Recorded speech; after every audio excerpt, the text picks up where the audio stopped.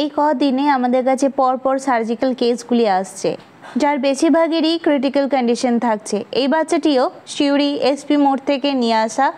বড় কুকুরে মারার ফলে নিচের চোয়ালটি সম্পূর্ণভাবে ভেঙে যায়, তাই তৎক্ষণাৎ তার অপারেশন করতে হয়।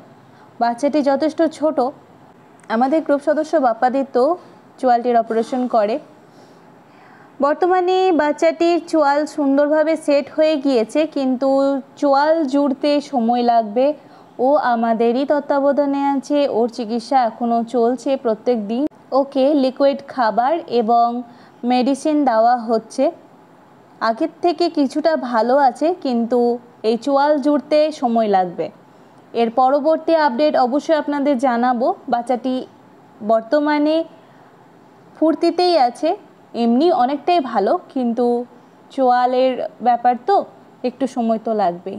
আমরা আমাদের আপ্রাণ চেষ্টা করছি বাচ্চাটাকে সুস্থ স্বাভাবিক জীবনে ফিরিয়ে আনার।